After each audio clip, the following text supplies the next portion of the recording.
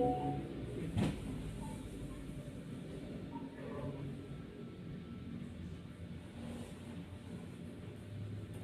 dipersilakan sama Ibu Lala. Lanjutkan baca materinya.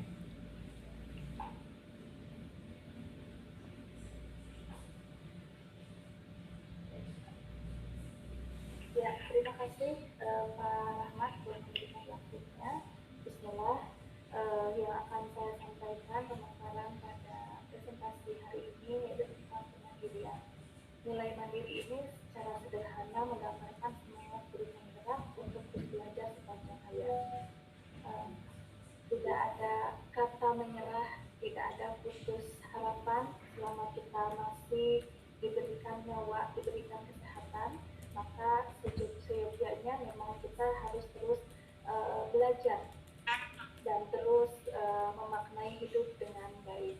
Adapun poin yang pertama, bahwa sebagai peran pendidik itu harus seperti apa. Di sini kita selaku pendidik dan juga calon guru penggerak tentunya harus membawakan perubahan yang positif. Bagaimana kita harus memahami psikologi murid-murid kita selanjutnya, dan juga bagaimana kita mengaplikasikan ilmu pengetahuan tentang pendidikan, bagaimana kita mengajar mendidik seyogyanya kita sebagai pendidik yang memberikan perubahan positif. Lalu poin keduanya, bagaimana kita menciptakan kemandirian seorang murid. Bagaimana juga kita harus memberikan peluang pengembangan diri pada setiap yang memang memiliki minat dan bakat yang berbeda-beda. Dan juga kita harus mengapresiasi setiap prestasi yang dimiliki oleh setiap siswa. Yang memiliki prestasinya itu akan berbeda-beda.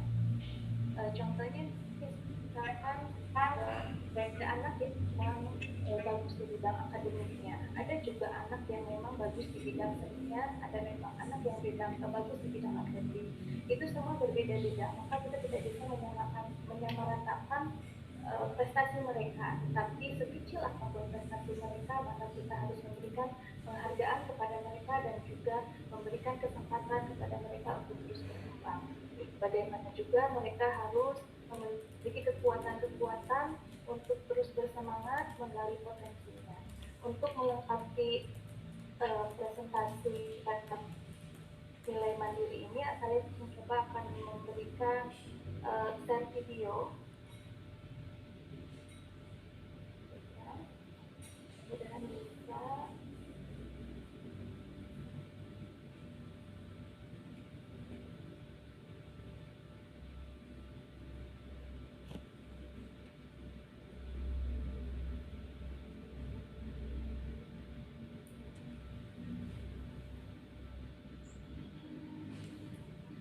Bisa ya.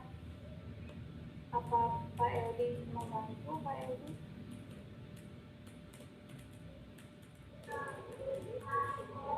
Saya coba dulu.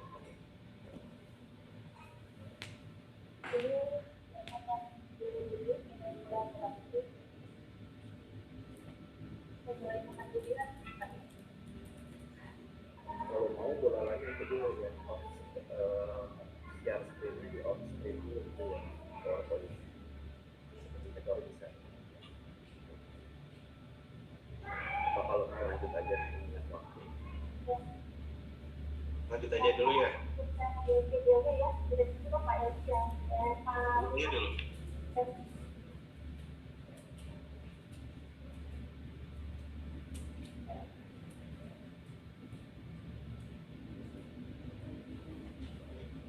Assalamualaikum warahmatullahi wabarakatuh. Bapak dan Ibu masih ada di sini?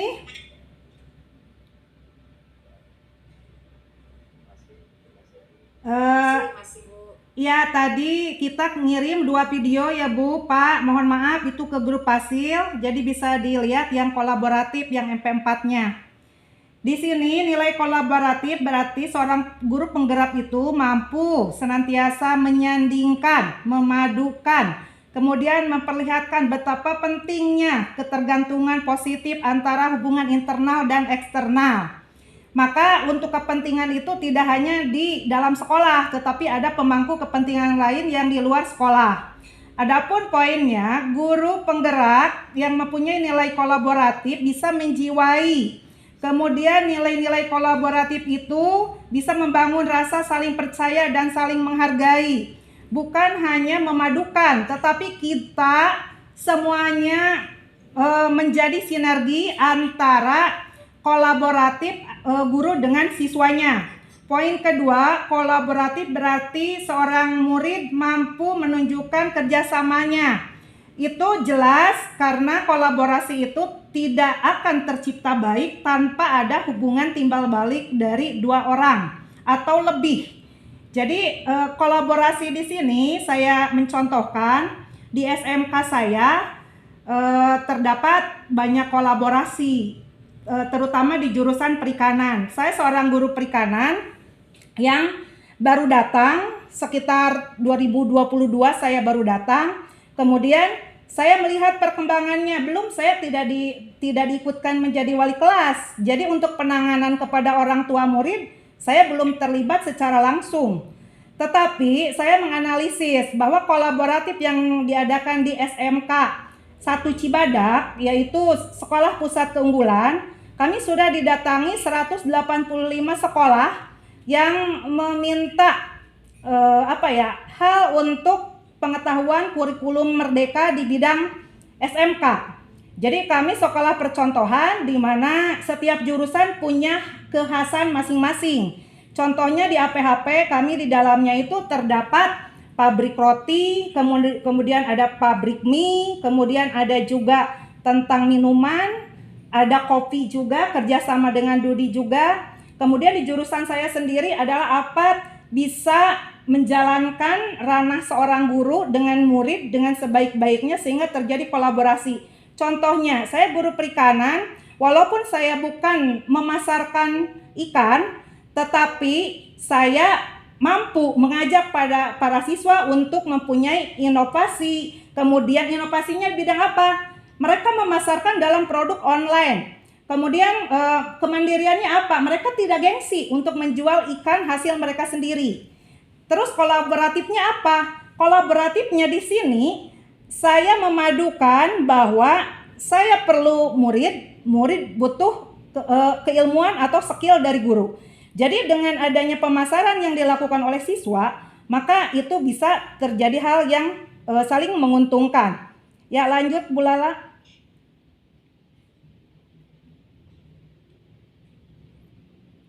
Ada slide selanjutnya.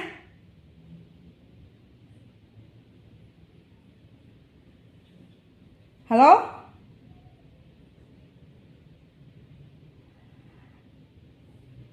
Saya sangat senang sekali ibu-ibu semua, bapak-bapak di sini. Ternyata kami diskusi hasil kesepakatan 3 anggota yang kepada berdasarkan kesepakatan bahwa Ibu Dede itu dinyatakan sebagai guru yang memang memiliki kolaboratif yang tinggi. Yang tadi sudah dipaparkan bahwa beliau bisa menjadi dalam kolaborasi seperti pendidikan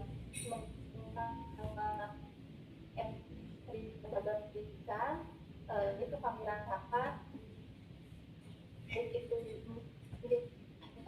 sudah sangat jelas dan itu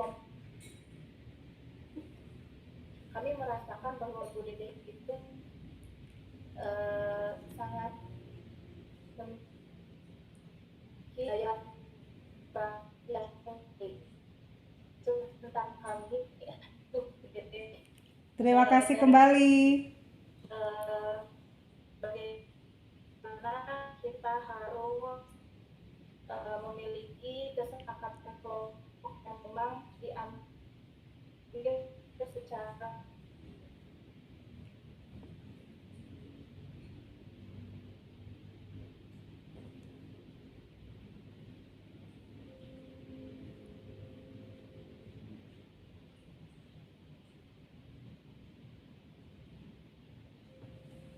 Wah.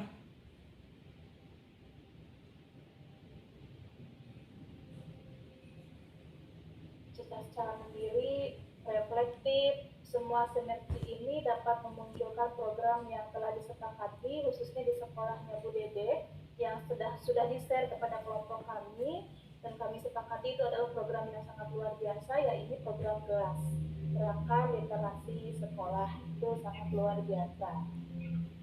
Adapun kesimpulan pada pemaparan sore hari ini, yang pertama yang kami simpulkan dari hasil diskusi kelompok, murid merupakan aset bangsa yang harus dituntun dengan baik, maka guru harus memiliki nilai keberpihakan pada murid, inovatif, mandiri, reflektif, dan kolaboratif. Lalu yang kedua, nilai guru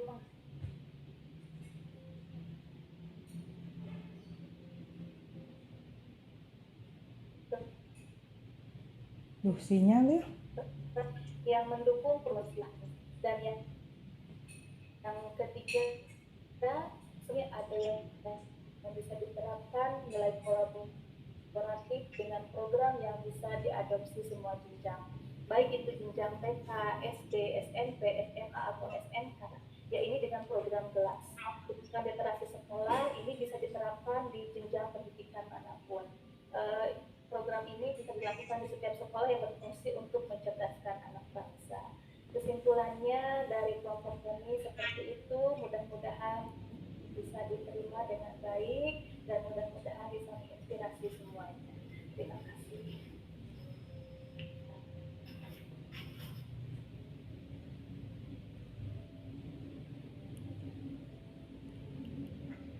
Baik Bapak dan Ibu, itulah tadi pemaparan presentasi dari kelompok kami yang bisa saya sajikan.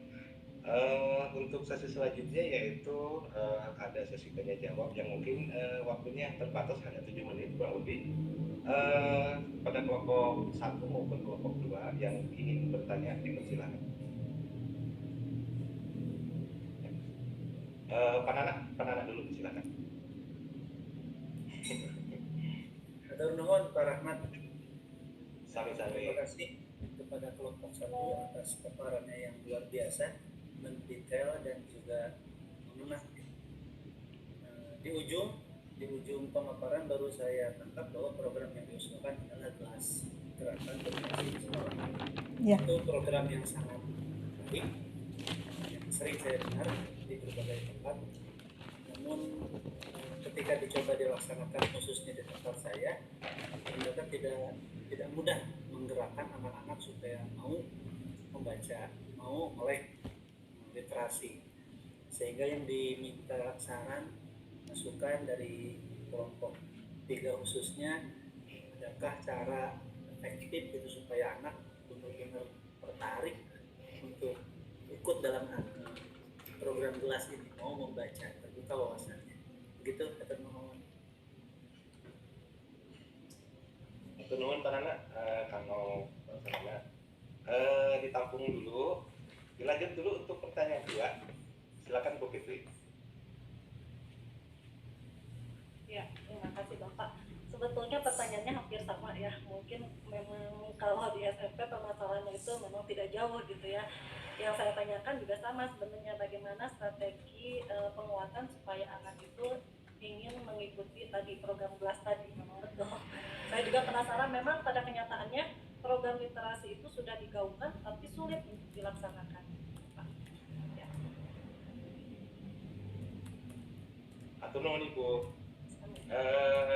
Baik. Karena memang berbagai pandangan bisa terjadi. Kalau untuk jenjang yang TK ya, mudah-mudahan di sini ada SLB sama TK. Saya memberikan penguatan, walaupun saya tidak bergerak kepada pedagogik tentang pertekaan atau selebihnya naik 1 tingkat lagi di SD, itu masih bisa anak didik kita seperti sistem AMOM yang dilaksanakan seperti saatnya mengaji, seperti itu. Jadi sekarang saya melihat SDIT yang berperan simpan HP, kemudian keluarkan buku. Mungkin kategori itu menjadi ancaman bagi anak saya pribadi yang masih kecil. Simpan HP dan keluarkan buku tentang bacaan dan sebagainya. Tapi di sisi lain, anak itu tidak mudah diperintah sebegitu aja. Kalau anak SD dan TK itu harus diiming-iming. Diiming-imingnya kalau nilai sekian, baca bukunya dengan kecepatan sekian. Mungkin Bapak dan Ibu pernah merasakan seperti itu punya anak ya. Harus mempunyai reward seperti ini. Nah, masih bisa seperti itu yang SD.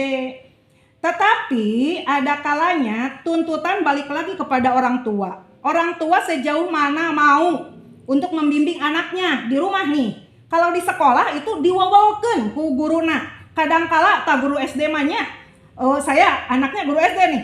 Abang kenapa nggak pulang? Lagi baca dulu ini bu guru ininya lagi di ruang guru dulu rapat katanya.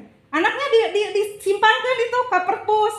Bagus sih, bagus. Maksudnya ada terpolanya gitu. Ada yang ditempatkannya untuk membaca. Tapi mungkinkah di SD itu tidak main-main atau gimana? Tapi pada saatnya mungkin kita berkaca kepada diri kita sendiri. Bahwa dengan semacam gelas ini sulit memang. Diakui ada kelemahannya, membutuhkan waktu lama. Rancangan dari gelas ini, satu, kelemahannya membutuhkan waktu lama. Dua, terkadang sulit memahami diri sendiri. Mengajak diri sendiri saja sulit untuk membaca, apalagi mengajak orang lain. Kemudian untuk SMP ini mah puber-pubernya Bapak dan Ibu. Kadangkala disuguhi hal yang macam-macam dunia pendidikan. Baca IPA nggak mau, baca fisika nggak mau. Sodorkan dulu dong hobinya apa, komik, novel, dan sebagainya. Kesukaan-kesukaan tapi yang terkontrol. Kalau zaman dulu mah ada majalah si Bobo tah. Nggak tahu ya sekarang mah menghilang di mana eta si Unyil Uplis dan sebagainya tuh.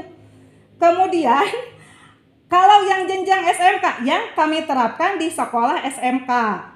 Satu, program gelas memang harus didukung semua pihak. Semua pihak lini ini mau baik Bapak Kepala Sekolah. Kalaupun Bapak Kepala Sekolah disuruh harus membaca, ya kita datangi. Bapak ayo kita, Bapak jadi contoh untuk membaca. Mau di mana nih? Mau di ruang perpus atau di mana? Biar dilihat oleh guru yang lain yang berupaya menolak. Contoh itu harus ada di diri kita sendiri. Di Cibadak sebelum masuk kelas, pada saat pembiasaan baik pagi hari, di hari Kamis, itu ternyata ya di Cibadak itu jam, karena nggak mau macet katanya, jam 6 itu baru dak teh geus daratang. Jadi geus karumpul di lapangan. Nah, nu jadi masalah adalah kesiswaannya mau enggak nongkrong di situ. Ternyata daripada malu, anak-anak sudah datang, bapak gurunya yang tergerak di dalam himpunan kesiswaan itu lebih pagi lagi. Jadi ada semacam mari kita mencetuskan literasi baca buku. Kalau enggak dihubungi itu wali kelasnya. Kalau enggak sempat, ada praktikum, misalkan kolaborasinya itu. Ada praktikum di kelas A, masuk kolam. Tapi harus di saat hari itu ada laporan ke bagian memantau. Sudah dilaksanakan literasi enggak? Sudah, tapi yang jadi pemantaunya adalah guru mapelnya, bukan kalau di SD ada wali kelas ya, kalau di SMK itu mapel masing-masing gitu ya, karena perpindahan itu. Jadi terkolaborasinya di situ, saling menjaga, terus saling ngontrol. Terus yang tidak bisa melakukan tidak bisa bilang sudah belum, karena temannya itu anak ini belum kelihatan. Di mana posisinya membacanya? Kalau yang saya lakukan sesudah baca doa, keluarkan dulu barang, misalkan SMK tidak boleh pakai HP. Kata siapa? HP itu adalah alat untuk memberikan literasi, tapi harus ada kitanya, harus ada gurunya, terkontrol. Jadi disepakati dulu, karena saya biasanya memberikan kesepakatan kelas. Ini mau disimpan atau tidak HP-nya? Disimpan Bu, berarti siap anak itu untuk praktek. Ini mau dipergunakan atau tidak Bu HP-nya? Pergunakan. Jadi 5 menit pertama itu membaca, dan itu harus maju. Kalau saya itu harus maju ke depan. Apa yang menjadi pengingat kamu? Bu, saya mau mules beteng. Rek mana atuh kamu teh disuruh baca wae enggak, terus rek mules beteng kumaha? Dan saya mau ke kamar mandi, itu ciri-ciri anak yang ngibulnya minta ampun, bohong. Begitu saya tanamkan, kamu harus pergi ke kamar mandi, baca tentang planning, organisasi, terus tentang POAC. Baliknya deui kudu inget kadinya. Rek ditajong, rek naon eta budak inget tah anu bangor ge kitu. Meureun kumaha guruna tah kitu Pak, Bu. Terima kasih.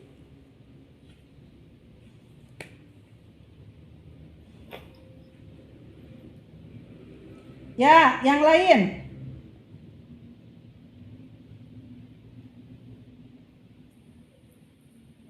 Dede, Ya, Pak. terima kasih atas penjelasannya. Yang saya tangkap untuk SMP bagus Bu, jadi berikan dulu yang mereka suka, Iya. kayak komik, novel gitu ya.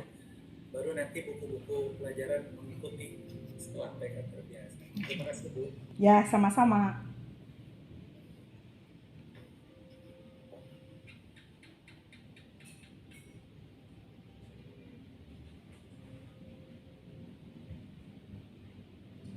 Pak Rahmat, maaf suaranya belum ada. Waktunya 2 menit lagi. Iya, jadi mungkin itu Bapak dan Ibu pemaparan presentasi dari kelompok kami. Mohon maaf apabila mungkin dari pemaparan, dari tutur kata yang mungkin disampaikan oleh rekan dan kami sampaikan kurang berkenan di hati Bapak dan Ibu. Kami ucapkan mohon maaf yang sebesar-besarnya. Terima kasih atas perhatiannya. Wabillahi taufiq wal hidayah. Wassalamualaikum warahmatullahi wabarakatuh. Waalaikumsalam warahmatullahi wabarakatuh. Tepuk tangan yang banyak, yang bagus. Oke Bapak Ibu sekalian, seandainya waktu tidak terbatas, seandainya kita punya waktu yang banyak, mungkin pertanyaan-pertanyaan yang ada di kepala Bapak Ibu ini belum terselesaikan. Karena kita sharing dengan pengalaman teman, pengalaman yang ingin kita dapat itu sangat berarti sekali. Saya mendengarkan dari pemaparan Bu Dede juga terinspirasi betapa ide dari setiap kepala dari Bapak Ibu hebat ini sangat berarti buat teman-teman yang ada di sini. Setuju nggak Bapak Ibu? Alhamdulillah setuju, Bu. Setuju. Oke, Bapak Ibu sekalian, memang benar apa yang dikatakan Bu Dede dan yang ditanyakan oleh Pak Nanang. Pak Nanang untuk melakukan satu kegiatan memang dibutuhkan peran guru penggerak ini dalam peran nilai kolaboratifnya itu harus ada. Tanpa itu kita capek sendiri Pak. Jadi sebelum memulai kita sudah membuat satu kolaborasi untuk mewujudkan satu ide. Tanpa itu benar, kesiswaan tidak kolaboratif akan lari-lari sendiri mewujudkan impiannya. Jadi semuanya berangkat dari kita. Peran guru, nilai guru yang macam-macam tadi itu sangat dibutuhkan. Kolaboratif dibutuhkan. Reflektif itu sangat dibutuhkan. Mungkin sebagai CGP yang dipelajarin banyak di sini adalah tentang nilai reflektifnya. Kenapa? Karena setiap pembelajaran kita membutuhkan evaluasi. Tidak mungkin kita tidak. Guru reflektif itu adalah guru yang selalu merasa tidak puas dengan apa yang telah disampaikan. Berarti kita mempunyai jiwa reflektif. Kemudian guru hebat itu adalah guru yang mau jujur terhadap kekurangan. Itu diantaranya. Kemudian apa lagi? Terbuka terhadap perubahan, mau berubah. Itu adalah reflektif. Jadi kalau yang tadi ada yang menanyakan tentang bagaimana refleksi itu adalah makanan kita sehari-hari, bahwa kita harus mau jujur untuk kepada murid kita. Nah, mungkin kata Bu Enung pada saat menjadi sekolah pengimbas ini pasti tantangannya banyak karena guru yang sebelumnya yang belum melakukan perubahan, yang belum ikut menjadi guru penggerak, barangkali dia akan menolak satu perubahan. Nah, di situ mungkin tantangan dari gunung yang tadi sampaikan ya Bapak Ibu. Oke Bapak Ibu mudah-mudahan apa yang kita dapatkan hari ini sangat menginspirasi. Saya juga terinspirasi. Kemudian Bapak Ibu, saya ingin menanyakan, ini sedikit waktu, untuk tugas yang saat ini di ruang kolaborasi ini ada berapa Bapak Ibu? Tugasnya nanti diunggah ada berapa Bapak Ibu? Ada dua. Ada dua. Oke. Yang satu adalah hasil diskusi, kali seperti itu ya. Kemudian yang satunya apa Ibu? Bapak? Hasil dari perubahan Bu yang setelah diskusi. Oke. Kemudian di situ kalau yang diunggah yang mana Bapak Ibu? Yang diunggah yang hasil sudah perubahan Pak Bu. Oke. Bapak Ibu di situ ada tertulis seperti ini. Siapa satu orang rekan dalam kelompok saya di ruang kolaborasi yang menurut saya sudah memiliki satu nilai yang saya masih perlu kembangkan. Tadi disampaikan di grupnya Bu Dede. Bu Dede menjadi salah satu yang dianggap memiliki nilai yang saya masih belum memilikinya. Jadi saya belum memilikinya.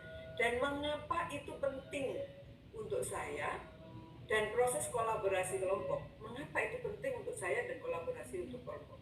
Kemudian tuliskan dalam bentuk surat terima kasih dan apresiasi pada rekan tersebut. Sudah Bu. Untuk nantinya dikirimkan melalui aplikasi pesan singkat. Betul seperti itu Bapak Ibu? Ya, sudah dilakukan. Sudah dilakukan. Betul Bu. Nah yang dilakukan itu berarti harus diupload. Kemudian mungkin sedikit saya tunjukkan di sini. Sebentar ya Bapak Ibu.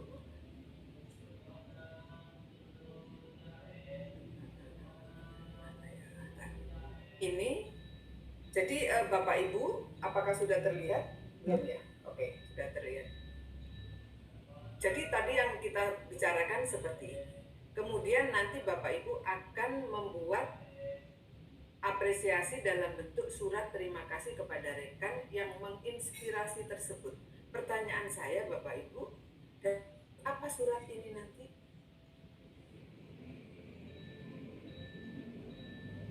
Halo Bapak Ibu. Halo Bu.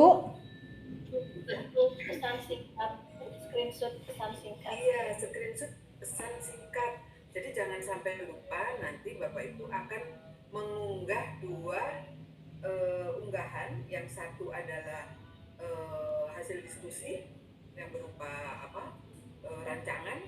Yang kedua adalah pesan singkat. Pesan singkat bisa berupa mungkin di WA, di screenshot, di upload. Atau boleh dituliskan seperti punya Bu Dede tadi, dituliskan dalam bentuk boleh poster, boleh yang lain di Canva, silakan. Mungkin seperti itu, saya hanya mengingatkan takutnya nanti tidak ke-upload karena ini adalah ada nilainya. Oke Bapak Ibu, apakah ada pertanyaan terkait dengan tugas tadi? Saran aja Bu. Halo. Yang SMS yang itu sebaiknya di JPG-nya di ke PDF-kan karena memenuhi syaratnya di situ di PDF. Jadi mendingan dikumpulkan ataupun ada berupa misalkan ucapan terima kasih kembali kayak timbal balik lah. Oh ya, orang lain memberikan ucapan, kita juga menyambut. Itu saya sudah mengumpulkan dalam bentuk PDF, tinggal upload di kelompok saya gitu.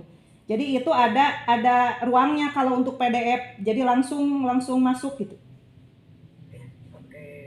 Oke, betul seperti itu. Oke, Bu Nung kayaknya masih angkat tangan, maka Bu Nung. Iya Ibu, mohon maaf berkaitan dengan tadi, apakah kita harus memilih satu atau setiap orang boleh berbeda-beda dalam kelompoknya atau bagaimana? Memilih satu orang dari kelompok kita, misalnya ada 4 orang yaitu satu, kita pilih siapa? Kalau dilihat dari instruksinya tadi ya Bapak Ibu, kayaknya kita boleh memilih salah satu di antara teman-teman kita. Jadi yang menurut kita kan di situ ada 4 peran ya Bapak Ibu. Nah mungkin yang peran 3 itu kita udah, tapi ada yang satu yang belum. Yang satu itu ada di siapa, dan itu ingin kita contoh seperti itu. Jadi boleh memilih ke yang lain. Boleh menambahkan Ibu? Boleh. Seperti gini Bu Nung, prosesnya di kelompok kami membaca dulu soalnya, pernyataan dari yang diarahkan oleh LMS. Jadi kami berdiskusi, kemudian disepakati. Sebenarnya semua orang merujuk, pengen ini, pengen itu. Kepala kita kan ada 4. Ya sudah dibagi. Nah pembaginya itu kan jadi ada 4. Kami diskusi kembali waktu itu. Mau yang di mana yang menjadikan nilai Bapak dan Ibu dikembangkan lagi nih di sekolahnya. Sesudah Bu Dedeh bercerita, tadi kata Bu Lala itu menjadi inspirasi Bu Lala bahwa ada nilai kolaboratif yang ingin dikembangkan di sekolahnya. Dan ada yang ingin dikembangkan juga di sekolah Pak Rahmat, juga dengan Pak Eldi. Jadi walaupun saya di SMK, tetapi program yang ada di sekolah saya bisa dibawa ke sekolah beliau-beliau gitu. Maka dari itu mereka pada ngucapin selamat kepada saya. Selamat Bu Dede, Bu Dede sudah menjadi inspirasi bagi kami. Nah itu yang dilakukan oleh LMS. Terus kami screenshot, kemudian ada PDF-nya. Kalau yang tadi dikekanvakan itu mah buat sebagai pemenuhan tugas saja. Tapi kalau untuk yang kami ada ucapan balasannya ada di PDF kami. Begitu Bu Nung, terima kasih. Sama-sama. Iya betul. Saya juga mendengarkan itu di ruang di breakout Bu Dede, itu apa yang disampaikan Bu Dede itu seperti itu. Jadi Bu Dede dijadikan satu tokoh yang karena semuanya kayaknya menghendaki contoh peran kolaboratif. Betul gitu ya? Iya, itu yang terjadi, makanya di Bu Dede ada satu. Nah, kalau ternyata ada yang lain itu saya rasa tidak masalah. Bu Saida silakan. Baik Ibu, mohon maaf. Jadi untuk mempertegas aja dari Ibu Nung tadi ya pertanyaannya itu, gini Bu, kan kita ada sekelompok itu ada 4 orang. Nah, jadi bukan pribadi misalnya atas nama saya Saida sendiri gitu, langsung ke Bu Nung. Jadi ini mah kami, berarti dari yang 3 itu menunjuk 1 orang gitu ya Bu ya? Kalau sebenarnya tidak menunjuk ke 1 orang. Kebetulan di Bu Dede ini semua menginginkan kolaboratif. Dilalah Bu Dede ini kolaboratif dan contohnya pas. Jadi Bu Dede diucapin terima kasih sama sesama teman satu kelompok. Kalau seandainya di Bu Nung ada 3 orang lagi yang dilihat, yang satu yang kolaboratif yang dituju sama Bu Nung boleh menyampaikan ke teman yang kolaboratif. Seandainya Bu Saidah ingin melihat yang mandiri, Bu Saidah boleh ke yang mandiri. Seperti itu, Bu, Bapak Ibu. Terima kasih Bu. Sama-sama. Ada yang lainkah Bapak Ibu? Apakah sudah cukup? Oke, kalau tidak ada lagi Bapak Ibu, silahkan jangan lupa segera diunggah apa yang kayaknya sudah pada selesai. Jadi jangan lupa Bapak Ibu, karena Bapak Ibu sudah selesai tapi lupa mengunggah, itu yang sebenarnya kasihan gitu ya. Oke Bapak Ibu, kalau sudah tidak ada masalah lagi, marilah kita tutup kegiatan ini dengan berdoa. Mangga Pak Nana. Terima kasih Ibu. Baiklah Bapak Ibu berbahagia, alhamdulillah Rukol modul 1.2 presentasi telah selesai. Semoga banyak manfaatnya. Kita tutup dengan membaca doa dalam hati masing-masing. Dipersilakan.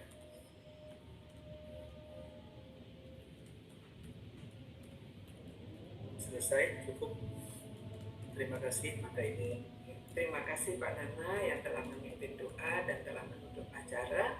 Untuk itu Bapak Ibu semuanya terima kasih atas perhatiannya dan mohon maaf jika ada kurang di sana sini. Wabillahi taufiq wal hidayah. Wassalamualaikum warahmatullahi wabarakatuh. Foto dulu ya Bapak Ibu. Iya, foto dulu Bu, harus ini.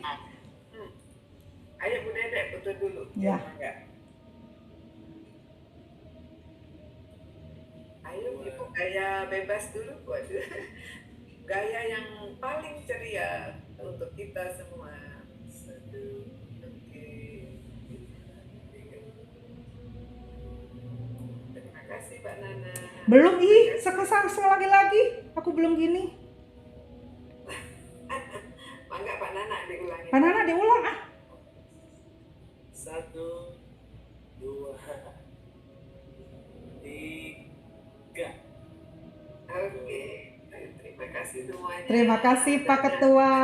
Aduh Bu Pasil, Bu Pepe semuanya teman-teman.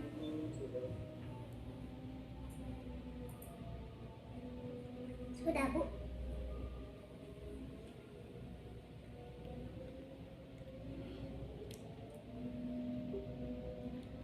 Aduh.